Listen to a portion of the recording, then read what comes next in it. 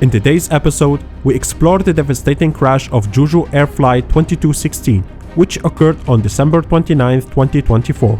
This tragedy took the lives of 179 people and raised critical questions about aviation safety, bird strikes, and emergency protocols. We will take you through the series of events leading to the crash, examine the actions taken by the flight crew, the rescue efforts, and the ongoing investigation. Stay with us as we uncover the heartbreaking story of Flight 2216 and the profound impact it left on aviation worldwide. Jeju Air, founded in 2005, has long been one of South Korea's most successful low-cost carriers, operating a fleet of Boeing 737 aircraft on domestic and international routes. The airline's reputation for safety and efficiency has earned it a loyal customer base. Flight 2216, which tragically crashed, was no exception to this history of reliable service. On December 29, 2024, Jeju Air Flight 2216 was en route from Suvarnabhumi Airport in Bangkok, Thailand, to Muan International Airport in South Korea. The flight carried 175 passengers and 6 crew members, most of whom were returning home after vacations or business trips. The Boeing 737-800, a workhorse of the airline industry, had been in service for nearly 19 years and was well maintained. What seemed like an ordinary flight, however, quickly turned into one of the most devastating aviation accidents in recent history. Let's dive into the events leading to the crash. The aircraft took off from Suvarnabhumi Airport around 2:28 a.m. local time. Everything appeared to be going according to plan during the initial stages of the flight. The crew was experienced, with well over 5,000 combined flight hours, and the aircraft was fully serviced before departure. The weather was clear and there was no signs of turbulence. As the plane reached cruising altitude, passengers likely settled into the cabin, perhaps even dozing off. For the next few hours, the flight proceeded without any notable incidents. It wasn't until the descent into Muan International Airport that things began to take a turn. Muan International, located in the southwest of South Korea, is often subjected to challenging weather conditions. Winter months bring heavy winds, fog, and burn activity due to the surrounding wetlands. This combination creates a high-risk environment, particularly during takeoff and landing. At 8:54 a.m. local time, Flight 2216 received clearance for its final approach into Muan Airport. As the aircraft began descending, the situation began to deteriorate rapidly. At 8:57 a.m., the pilots reported a bird strike, which struck the aircraft's right wing. Bird strikes are a known risk in aviation, particularly in areas close to wetlands, and can cause serious damage to the aircraft systems. In this case, the bird strike was severe enough to damage the aircraft's landing gear mechanism. While bird strikes are often inconsequential, the impact on Flight 2216 was catastrophic, especially considering that the aircraft was already descending and preparing for landing. The pilots, recognizing the severity of the situation, immediately initiated emergency protocols.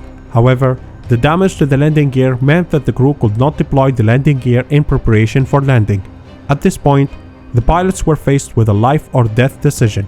They would have to attempt an emergency landing without landing gear.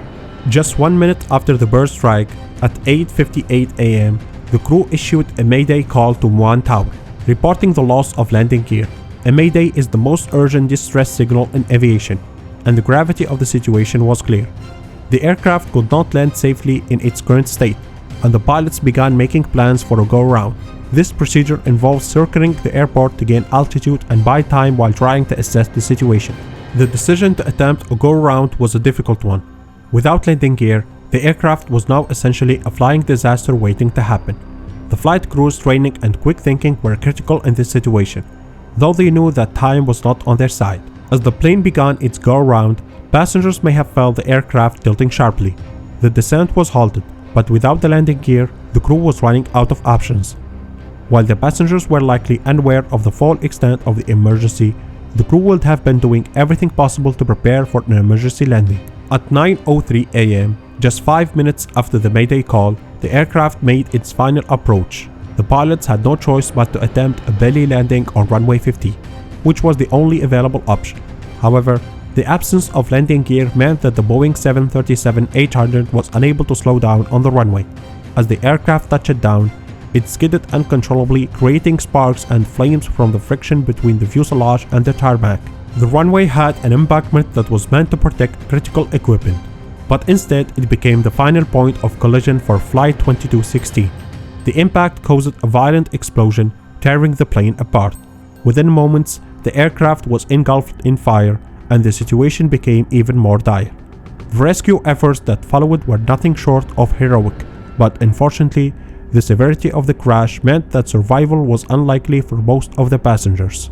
The aircraft was largely destroyed in the explosion, leaving little chance for the passengers to escape.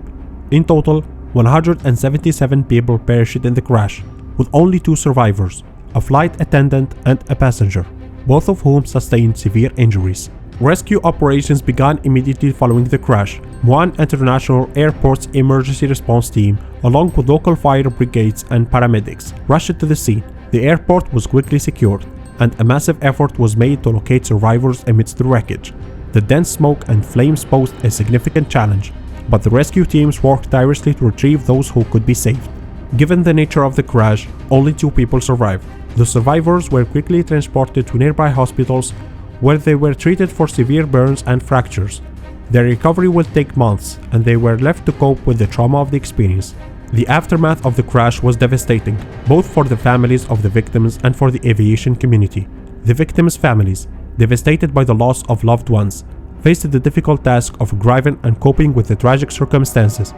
Many passengers were business travelers, vacationers, and families with children, making the loss even more painful. In the days following the crash, memorial services were held in both South Korea and Thailand. A national day of mourning was declared in South Korea, with the flags lowered to half-mast in remembrance of the victims. Following the crash, an extensive investigation was launched by South Korean authorities, with support from international aviation bodies. The focus was on understanding the cause of the bird strike, the failure of the landing gear, and the adequacy of airport safety protocols. Initial findings suggest that the bird strike was a major factor in the crash. Muan International Airport is situated near wetlands, and bird activity in the area is high, increasing the risk of such incidents. While bird strikes are common, they are generally not fatal. However, in this case, the damage to the aircraft's landing gear made it impossible to land safely. The investigation also brought to light issues with the airport's wildlife management practices. While Muan Airport had measures in place to deter birds, experts have suggested that more robust strategies are necessary to reduce the risk of bird strikes in the future. The crash of Jeju Air Flight 2216 is a tragic reminder of how quickly a routine flight can turn into a disaster.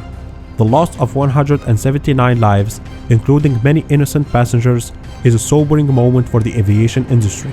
As investigations continue and the lessons of this tragedy are learned, we can only hope that changes will be made to prevent such a catastrophe from happening again. Our thoughts are with the families of the victims, and we will continue to follow this story as the investigation unfolds. Thank you for joining us on Unexplained. Please don't forget to subscribe, like, share, and hit the notification bell to stay updated on our latest videos. Until next time.